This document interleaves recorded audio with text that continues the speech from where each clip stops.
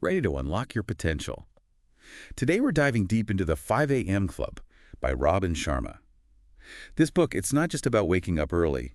It's a blend of practical advice and a captivating story, a story that reveals a powerful framework for personal growth and extraordinary results. Yeah, and what's really interesting about this book is that it uses a fictional narrative, right, to deliver some really potent personal development advice. It follows the journey of a struggling entrepreneur, and then there's this bohemian artist, and then you've got this mysterious spellbinder, all brought together by this eccentric billionaire. That's in Riley, right? Stone Riley, yeah. I've heard he makes quite an entrance. Oh, absolutely. He is not your typical stuffy billionaire.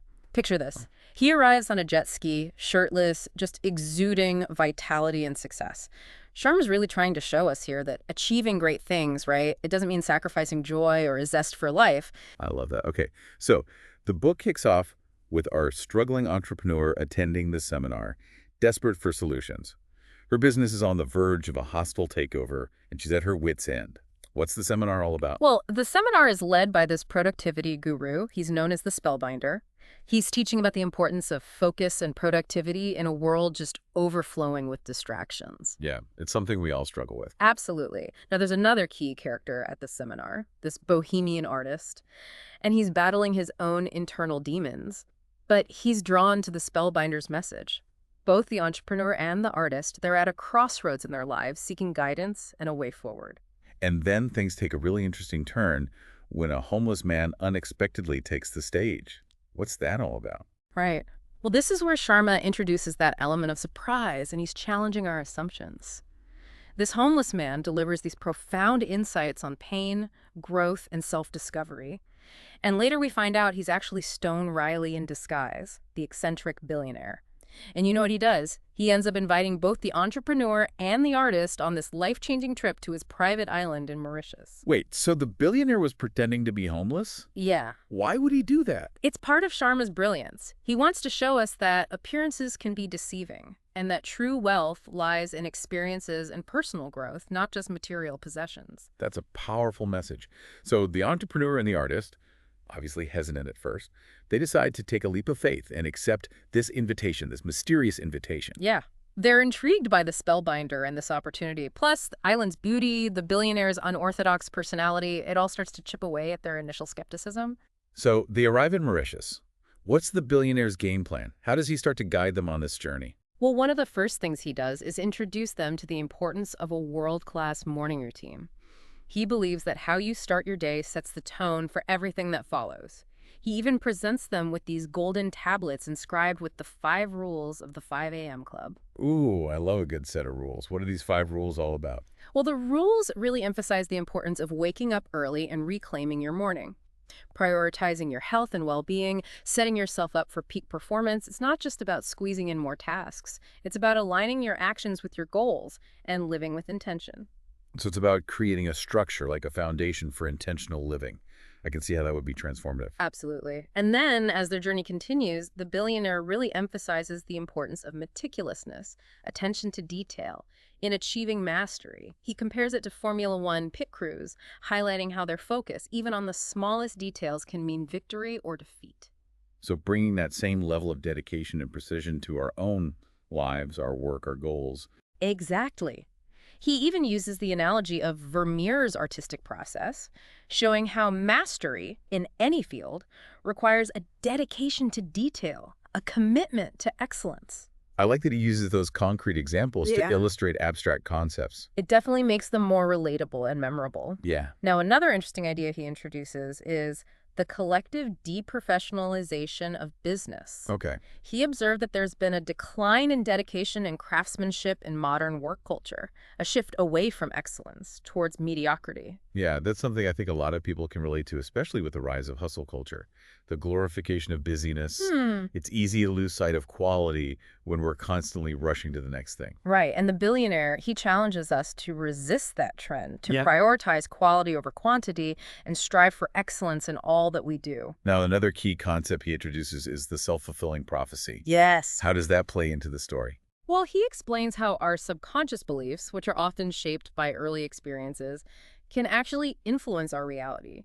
We tend to act in ways that confirm those beliefs, which can lead to either self-sabotage or the fulfillment of our potential. So our beliefs become a filter through which we perceive the world and make decisions. If we believe we're capable of great things, we're more likely to take actions that lead to success. But if we hold limiting beliefs, we might unconsciously sabotage our own efforts. Exactly. And this concept really hits home for the entrepreneur. With her business facing a takeover, she starts to question her own motivations and desires. She really wants to understand this idea of the four interior empires that the billionaire keeps talking about. Okay, so what are these four interior empires all about? Well, he uses this concept to describe the four key areas of our lives: mindset, heart set, health set, and soul set. He argues that by mastering these internal empires, we can achieve a level of personal strength, resilience, and fulfillment. And that allows us to navigate any challenge. So cultivating inner strength and resilience, not just focusing on external achievements. Exactly. He believes that true success starts from within. It's about aligning our thoughts, emotions, physical well-being, spiritual connection to create a life that is both meaningful and fulfilling. And how does the entrepreneur respond to this? Does she embrace these ideas? Well, it's a process for her. Remember, she's still dealing with all this pressure from the takeover attempt. Yeah. And then she receives another death threat, Oh, wow. which plunges her back into fear and uncertainty. That sounds scary. It is. But here's where you see the billionaire's wisdom in action. He remains calm, reinforcing the importance of focusing on personal growth even amidst chaos. He assures her that her safety and well-being are being taken care of, urging her to trust the process and lean into the transformative power of the 5 a.m. club methodology. So he's teaching her to stay grounded and focused on her own growth, even when things around her are chaotic and unpredictable. Absolutely. And this experience starts to shift the entrepreneur's perspective on success. She begins to realize that true success isn't just about winning in business. It's about finding inner peace, living in alignment with her values, and cultivating a sense of resilience that allows her to navigate any challenge. It's a beautiful evolution. Yeah. And speaking of evolution, there's an unexpected twist in the story, this budding romance between the entrepreneur and the artist. Right. And the billionaire, always playful, encourages their connection. He recognizes that love and connection can be powerful catalysts for growth and transformation. So it's not all about work and productivity. No. He understands the importance of human connection and how that plays into a fulfilling life. Right. Now, where does their journey take them next? Their next stop is Rome, where the billionaire introduces the cornerstone of the 5 a.m. method, the 20-20-20 formula. Okay, I'm ready to break down this formula.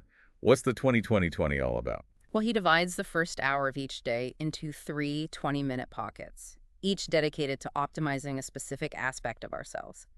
The first 20 minutes is the move pocket, dedicated to intense exercise. He's a big believer in the science-backed benefits of movement for boosting energy, focus, overall well-being. So I'm starting to see a pattern here. This billionaire, he seems to be a big proponent of pushing your limits, both physically and mentally. Absolutely. He believes that discomfort is where growth happens.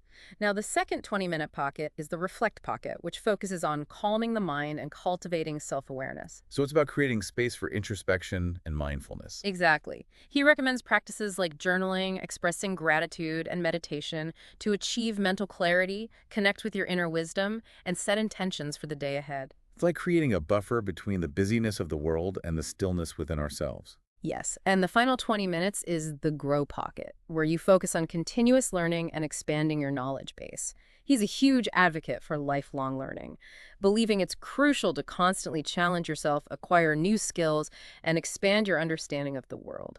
What does he suggest people do during this grow pocket? Well, he's a big fan of books and audiobooks. He believes they offer a powerful way to tap into the wisdom of others, to gain new perspectives, and to fuel personal and professional growth. So it sounds like he's created a really comprehensive framework for starting the day with intention and setting yourself up for success. I love how he's combined physical activity, mindfulness, intellectual stimulation. It's a holistic approach that recognizes the interconnectedness of our physical, mental, and emotional well-being. Now I have to ask, does the billionaire's eccentric personality shine through, even in Rome? Oh, absolutely. He's seen dancing through the streets, enjoying espressos at charming cafes, and even interacting with this mysterious young woman named Vienna, who we later discover is his highly efficient aide. He sounds like a fascinating character. So the group has experienced the tranquility of Mauritius and the vibrancy of Rome. Where does their adventure lead them next? Well, their next stop takes them to a rather unexpected location for a lesson on sleep, the Roman catacombs. The catacombs. Yes. That's a pretty dramatic setting for a discussion on sleep. It What's is. the significance of that location? It's all about symbolism. The catacombs, they serve as this reminder of our mortality, right? Emphasizing the importance of prioritizing rest and rejuvenation. It's Sharma's way of saying that neglecting our need for sleep, it's like neglecting our very existence. That's a powerful image. So who leads this lesson on sleep? Is it the billionaire again? Actually, this is where the spellbinder makes a reappearance, offering his insights on the vital role of sleep in achieving peak performance and overall well-being. I'm curious, does the billionaire share any personal experiences with sleep? Well, surprisingly, he reveals his own struggles with burnout.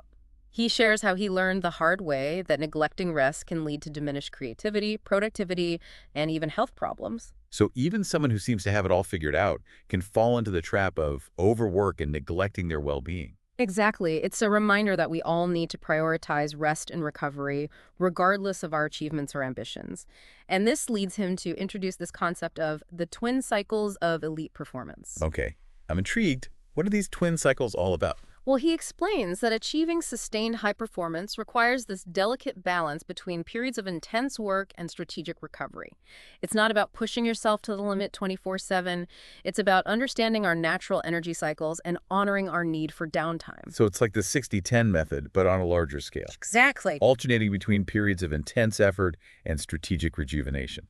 Precisely, he argues that by incorporating adequate rest and recovery into our lives, we can actually enhance our productivity, creativity, and overall well-being. It's a counterintuitive idea that challenges that always-on mentality that's so prevalent today. Right. And it's a crucial message for anyone striving for sustainable success and fulfillment. Now, after this thought-provoking lesson in the catacombs, the billionaire leads the group on this whirlwind scooter ride through the bustling streets of Rome. A scooter ride. Yeah, That sounds fun. it is, and it's also symbolic. Their ride culminates at the Spanish Steps, the very spot where they first encountered the billionaire. Ah, so it's a full circle moment. Yeah. They've returned to the starting point of their journey, but they're not the same people they were when they first arrived. Exactly. They've undergone a transformation both individually and as a group. And as the billionaire prepares to share his final pieces of wisdom, he reveals 3 powerful tools for implementing the 5 a.m. club method. Hey, I'm ready for these tools. All right. You. He introduces the 90901 rule, the 60-10 method, and he makes these cryptic references to 2WW and 2MP. Intriguing. He's leaving us hanging a bit, isn't he? Yes. Okay, so we'll have to wait for part 2 to unravel those mysteries. Yeah. But before we go, what about the heroic human circle? Didn't he reveal that as well? He does. Just before they part ways, the billionaire unveils this concept, which is essentially a framework for becoming a leader and making a positive impact on the world. So moving beyond personal growth and embracing a sense of purpose and contribution. Exactly. He believes that true fulfillment comes from using our talents and resources to make a difference, to uplift others, and to leave the world a little better than we found it. That's a powerful message. I'm excited to dive into part 2 and uncover the details of these tools and concepts. Yeah, me too. We'll unpack the 90901 rule, the 60-10 method, and those mysterious abbreviations, 2WW and 2MP. Plus, we'll explore the heroic human circle in more detail. Sounds like we have a lot to uncover. Stay tuned, everyone, for part 2 of our deep dive into the 5 a.m. Club. Welcome back. We left off with the billionaire teasing us with some intriguing tools for success, like the 90901 rule and those cryptic abbreviations 2WW and 2MP. Are you ready to unlock these secrets and see how they can apply to your life? Absolutely. Let's start with the 90901 rule, which the billionaire describes as a game changer for productivity. Essentially, it's about dedicating the first 90 minutes of your workday to your single most important task, the one that will have the biggest impact on your goals. Okay, so no checking emails, no strolling social media, no distractions whatsoever for a full hour and a half. That sounds intense. Yeah, But I can see how it would force you to prioritize and make real progress. exactly. The billionaire stresses that those first 90 minutes are when your willpower and mental clarity are at their peak.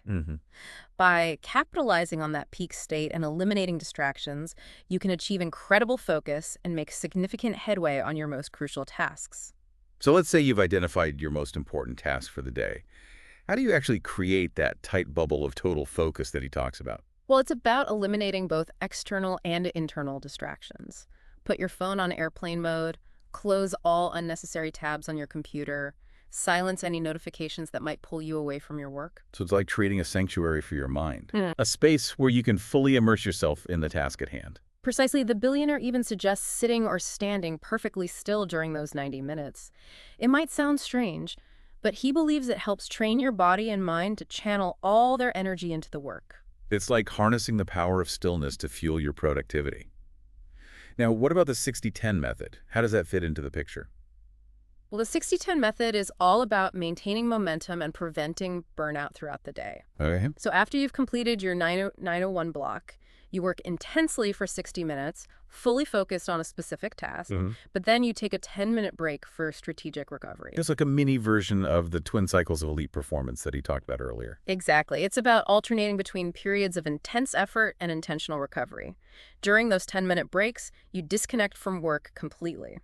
Go for a walk, listen to music, meditate, search anything that helps you recharge and come back refreshed. I love that he emphasizes the importance of taking breaks. So often we feel pressured to be on all the time, but that's not sustainable in the long run. Exactly. And he believes that these strategic breaks can actually boost our productivity by preventing mental fatigue and allowing us to come back to our work with renewed focus. Now I have to know, what about those cryptic abbreviations, 2WW and 2MP? He really left us hanging with those. He did. He calls them his two most potent weapons for achieving extraordinary well-being. 2WW stands for 2 weekly workouts. Workouts. I thought we already covered exercise with a move pocket in the 20-20-20 formula. Yes, but this is about going beyond those initial 20 minutes of morning exercise. He advocates for dedicating 2 full workouts per week to building strength, endurance, and pushing your physical limits. So it's about making a consistent commitment to intense physical training, not just fitting in a quick workout here and there. Exactly. He's a firm believer that physical strength is the foundation for mental resilience, emotional stability, and peak performance in all areas of life. Okay, that makes sense. Now, what about 2MP? What does that stand for? This one might surprise you. 2MP stands for 2 massage professionals. Massage professionals, I really? know, it seems a bit indulgent. Yeah. But the billionaire swears by it. He believes that incorporating 2 90-minute massages into your weekly routine is essential for both physical and mental recovery. So it's about recognizing that self-care is not a luxury. It's an investment in your overall well-being and ultimately your success. Precisely. He argues that massage helps to alleviate muscle tension, improve circulation, reduce stress, and promote deeper sleep, which are all crucial for achieving and sustaining high performance. It's all about listening to your body and prioritizing recovery. Now let's shift gears and delve into that framework for leadership that he mentioned, the heroic human circle. Yes. He hinted that it was about becoming a leader and making a positive impact on the world. All right, well, it encompasses 5 key virtues: courage, authenticity, service, excellence, and growth. Each virtue represents an essential aspect of leadership, and by cultivating these qualities, we can elevate not only our own lives, but also the lives of those around us. Let's start with courage. Why is it so foundational? Well, the spellbinder, who actually unveils the heroic human circle, emphasizes that courage is not the absence of fear, but the willingness to act despite fear. It's about stepping outside your comfort zone, challenging yourself, and pursuing your goals, even when you feel afraid. Makes me think of the entrepreneur in the book. She faced some serious challenges, including those death threats, but she found the courage to persevere, protect her business, and even open her heart to love. Exactly. She embodies the power of courage. And the spellbinder stresses that courage is like a muscle. The more you use it, the stronger it gets. So the more we embrace challenges and push beyond our fears, the more courageous we become. Okay, what about authenticity? Why is that so crucial for leadership? Well, authenticity is about aligning your actions with your values, embracing your individuality, and showing up in the world as your true self, without pretense or masks. Makes me think of the artist in the book. He initially struggled with self-doubt and the fear of judgment, but as he embraced his artistic vision and expressed himself authentically, he not only found success, but also formed a genuine connection with the entrepreneur. Their relationship is a testament to the power of authenticity. When we're true to ourselves, we attract like-minded individuals and create deeper, more meaningful connections. Now let's talk about service. How does that fit into the picture? Well, the spellbinder reminds us that true leadership is not about power or control, but about service to others. Okay. It's about using your talents, resources, and influence to make a positive contribution to the world, to uplift others, and to leave a legacy that extends beyond your own achievements. It's about recognizing that we're all interconnected and that by helping others, we ultimately help ourselves. Exactly. And the billionaire himself embodies this principle. Mm. While he enjoys the fruits of his success, he's deeply committed to using his wealth and influence to make a positive difference in the world. He's always emphasizing the importance of being useful, of giving back. Yeah. Okay, what about excellence? How does that factor into the heroic human circle? Excellence in the context of this framework is not about perfection.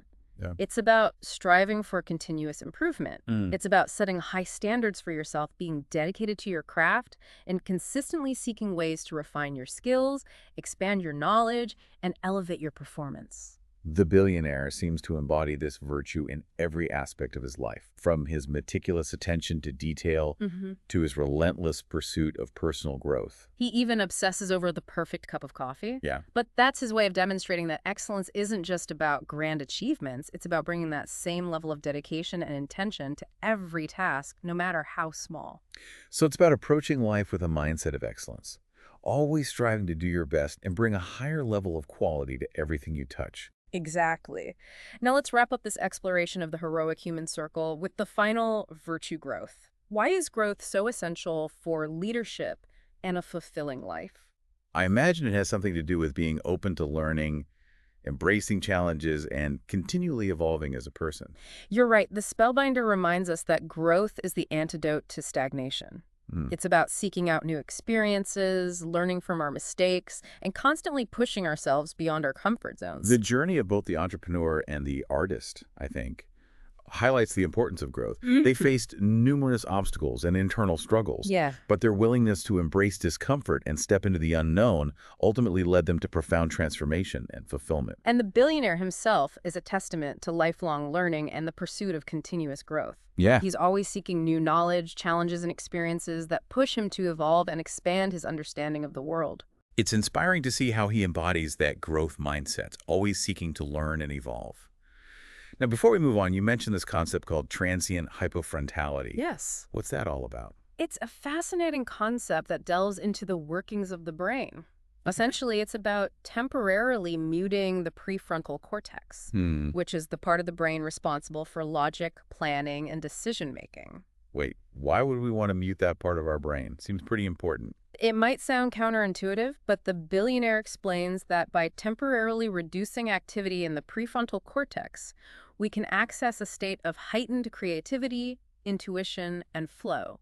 So it's about quieting the inner critic and allowing our subconscious mind to take over. Exactly. He describes it as a way to tap into our genius state, that space where creative breakthroughs and innovative solutions emerge effortlessly. It makes me think of those times when you're working on a project and you suddenly have a flash of insight, or a brilliant idea seems to come out of nowhere. Exactly. Those are often moments of transient hypofrontality. And the billionaire suggests various techniques for achieving this state, including intense exercise, meditation, and immersing ourselves in nature. So it's not just about working harder or thinking harder. It's about understanding how to shift our brain state to unlock our full creative potential. Precisely. And it's important to remember that this isn't about abandoning logic or reason altogether. Right. It's about finding a balance between our conscious and subconscious minds, between our analytical and creative selves. It's like expanding our mental toolkit and learning how to access different states of mind depending on the task at hand. Now, before we wrap up this section, let's revisit those 11 magic charms that the billionaire gave to the newlyweds in Brazil. Yes, each charm represented a key maxim for living an extraordinary life. We touched on a few earlier, but I'm eager to hear more about them. Well, the third maxim attached to a compass reads, respect your time. It's your most precious gift. That's a powerful reminder. We often treat time as an unlimited resource, but it's actually our most valuable asset. Exactly. He encourages us to be mindful of how we spend our time, to eliminate unnecessary distractions, and to focus on activities that align with our goals and values. He even suggests wearing 2 watches. One set to the actual time and the other set 5 minutes ahead. 2 watches. That's a pretty unique approach. It is, but it's his way of reminding himself, and now us, to stay ahead of the game and to value every minute. Okay, what's the next maxim? The fourth maxim, symbolized by a simple pebble, reads, "The secret to greatness is small, daily acts of excellence." That's a great reminder that extraordinary achievements don't happen overnight. Mm-hmm. They're the result of consistent effort and a commitment to excellence in the everyday moment. Exactly. It's about approaching each task, no matter how small, with a mindset of excellence and striving to do your best in every situation. So it's not just about grand gestures. It's about the accumulation of small, consistent actions that, over time, lead to remarkable results. Now, the seventh maxim, represented by a sturdy lock, emphasizes the importance of building strong habits. Habits are powerful, aren't they? Yeah. They can either support us or sabotage us, depending on their nature. He stresses the importance of being intentional about the habits we cultivate because they shape our thoughts, actions, and ultimately our destinies. He reminds us that we are what we repeatedly do, so it's crucial to choose our habits wisely. And he even provides a framework for building lasting habits. Yes. He introduces the 66-day minimum principle, which suggests that it takes at least 66 days to form a new habit. It's about consistency and repetition, training our minds and bodies to adopt new behaviors. It's a helpful guideline. Oh. Okay, what's the next maxim on our list? The eighth maxim, symbolized by a pair of hiking boots, urges us to take daily trust walks. Trust walks. What are those all about? He explains that trust walks are about stepping outside our comfort zones, venturing into the unknown, and trusting that the universe will support us. It's about taking calculated risks, embracing uncertainty, and believing in our ability to navigate the challenges that life throws our way. It's a powerful metaphor for approaching life with a sense of adventure and faith. Exactly. It's about trusting our intuition, taking leaps of faith, and believing that we have the inner strength and resources to overcome any obstacle. That brings us to the ninth maxim, which I think is particularly relevant in today's world. You're talking about the one represented by the intricately carved key. Yes. What does it say? It reads, "Learn to say no to the good so you can say yes to the great." Ah, I love that. Mm-hmm. It's about recognizing that our time and energy are finite resources. Yeah. And that we can't say yes to everything without sacrificing our most important priorities. Precisely, he encourages us to be discerning with our choices, to evaluate opportunities carefully, and to have the courage to decline those that don't align with our values or our highest aspirations. It's about creating space for the truly great opportunities by letting go of the merely good ones. Now, the 10th maxim is symbolized by a vibrant butterfly, and it reminds us to embrace your inner magic. This one speaks to the power of self-belief Mm-hmm. and the importance of recognizing our own unique gifts and talents. Exactly. He encourages us to tap into our creativity, embrace our passions, and believe in our capacity to achieve extraordinary things. He reminds us that we all have a unique contribution to make to the world. It's about owning our worthiness and sharing our gifts with the world. And finally, the 11th and most important maxim is attached to a simple heart, and it reads, "The 5 a.m. Club is not about success. It's about becoming a hero and contributing to a better world." This one really captures the essence of the book's message, doesn't it? Absolutely. It's about recognizing that true fulfillment comes not just from achieving personal success, but from making a positive impact on the world around us. It's about using our talents, resources, and influence to serve others, to make a difference, and to leave the world a little brighter than we found it. He challenges us to step up and become heroes in our own lives, to embrace the responsibility that comes with success, and to use our influence for good. These maxims offer such a rich tapestry of wisdom and guidance for living an extraordinary life. And they're not just empty words. Yeah. The billionaire himself embodies these principles in every aspect of his life. He's a living testament to the transformative power of the 5 a.m. Club philosophy. Now, before we move on, I want to touch on one final point. Yeah. You mentioned earlier that the billionaire emphasizes that the tools and strategies outlined in the book are not meant to be rigid rules, but rather a framework for customization. Right. Can you elaborate on that? Absolutely. He encourages readers to experiment, to adapt, and to find what works best for them. He acknowledges that everyone's journey is unique and that what works for one person might not work for another. So it's not about following a one-size-fits-all approach, but about taking the core principles and tailoring them to our own individual needs and aspirations. Exactly. The most important thing is to commit to the journey, to embrace the principles of self-discipline, personal growth, and service, and to consistently show up for ourselves, even when it's challenging. It's about finding our own rhythm, our own version of the 5 a.m. Club that resonates with our values and our vision for our lives. And as we embark on this journey, he leaves us with a powerful question to ponder. What legacy do I want to leave behind? That's a profound question that invites us to reflect on our values, our passions, and the impact we want to have on the world. It's a call to action, to live with intention, to make a difference, and to create a legacy that extends beyond ourselves. Okay, so we've covered a lot of ground in this part. We've explored those intriguing tools, delved into the heroic human circle, and even unpacked some of the billionaire's powerful maxims. Are you ready to move on to part 3 and synthesize all these insights? Absolutely. In part 3, we'll bring it all together and discuss some key takeaways and actionable steps you can take to implement these transformative principles into your own life. Stay tuned for part 3, everyone, where we'll wrap up our deep dive into the 5 a.m. Club and equip you with the tools to unlock your full potential and create your own extraordinary story. Welcome back to our deep dive into the 5 a.m. Club. We've explored the story, the philosophy, the tools, the maxims. Now, how do we apply all this wisdom to our own lives? I think one of the most striking takeaways from this book is the emphasis on taking radical responsibility for our lives. Yeah. It's not about waiting for the perfect circumstances or blaming external factors. Right. It's about recognizing that we have the power to shape our own destiny. I love that. Yeah. It's about owning our choices, our actions, and even our reactions to the challenges we face. The billionaire, even when faced with those death threats, he never wavered in his belief that we always have a choice. Right. He constantly reminds the characters and us that we can choose to succumb to fear and negativity, or we can choose to focus on our growth and use those challenges as opportunities for transformation. That's where the 5 a.m. Club method comes in, right? It's not just about waking up early. Yeah. It's about creating a structure, a routine, a foundation for intentional living. It's about designing our lives, not just letting them happen to us. Those 5 rules on those golden tablets really highlight that, don't they? Yeah. Rule #1. An addiction to distraction is the end of your creative production. It's such a powerful reminder in today's world. It's so easy to get sucked into the constant stream of information and notifications, right?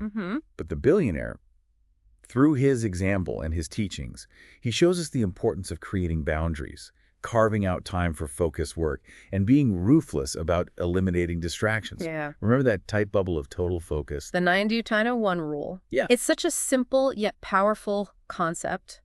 By dedicating that first 90 minutes of our workday to our highest priority task with 0 distractions, we can unlock this level of productivity that most people only dream of. And it sets the tone for the rest of the day. It's like you're telling the universe, I'm here, I'm focused, and I'm ready to make things happen. Exactly. And then to sustain that focus and prevent burnout, throughout the day we have the 60-10 method, which is a reminder that even the most driven individuals, we need breaks. Yeah. Strategic recovery is not a luxury, it's a necessity. Another rule that resonated with me is rule #2. Excuses breed no genius. It's a call to take ownership of our choices and let go of those limiting beliefs that hold us back. The billionaire is constantly challenging the entrepreneur and the artist to step outside their comfort zones, confront their fears, and embrace the discomfort that comes with growth. Right. He reminds them and us that we are capable of far more than we give ourselves credit for. And he doesn't just preach it, he lives it. Yeah. His entire life is a testament to pushing boundaries, embracing challenges, constantly striving for a higher level of excellence. I think another important takeaway is the emphasis on nurturing all aspects of ourselves. Yeah. Physical, mental, emotional, and spiritual. The 20-20-20 formula is such a beautiful reflection of that holistic approach. The move pocket takes care of our physical well-being. Reflect nurtures our mental and emotional state. And grow feeds our intellectual and spiritual hunger. It's a reminder that we're not just minds or bodies.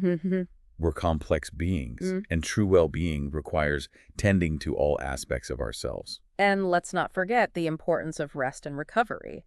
The billionaire's own experience with burnout and his advocacy for the twin cycles of elite performance highlights that even the most driven individuals need downtime to recharge and rejuvenate. That message that's so important. Yeah. In today's culture of hustle and constant productivity, we need to give ourselves permission to rest, to disconnect, to replenish our energy reserve. Absolutely. So let's talk about how we can actually implement these principles into our lives. Where do we even begin? Well, the most obvious starting point is waking up early. It doesn't have to be 5 a.m. sharp, but the idea is to create that sacred space in the morning. Yeah, before the demands of the day take over. That quiet time before the world wakes up can be so powerful. It's a chance to connect with ourselves, set intentions, and prepare for the day ahead. Once you're up, embrace the 20-20-20 formula. Okay. Experiment with different types of exercise, explore various mindfulness practices, and choose learning materials that spark your curiosity and fuel your personal growth. You don't have to follow the billionaire's exact routine. Right. Adapt it to fit your own preferences and goals. And remember, consistency is key. Yes. Making this a non-negotiable part of your day, even when you don't feel like it, is what transforms it from a random act into a powerful ritual. As you navigate your day, remember the 9-9-01 rule and the 60-10 method. Carve out those dedicated blocks of time for focused work, eliminate distractions, and embrace those strategic recovery breaks. And don't forget those powerful maxims the billionaire shared. Cultivate self-awareness, respect your time, embrace your inner magic, and most importantly, use your talents and resources to make a positive impact on the world. The beauty of the 5 a.m. Club method is that it's not a rigid set of rules, but a framework that you can personalize and adapt to fit your own unique needs and aspirations. It's about taking those core principles, self-discipline, personal growth, service, excellence, and weaving them into the fabric of your life in a way that feels authentic and empowering. So as we wrap up our deep dive into the 5 a.m. Club, I encourage you to ask yourself that powerful question the billionaire posed. What legacy do I want to leave behind? Let that question guide your actions, your choices, and your commitment to creating a life that is both meaningful and fulfilling. The magic is within you. It is. The power to create an extraordinary life lies within each and every one of us. Now, go forth and make your own magic.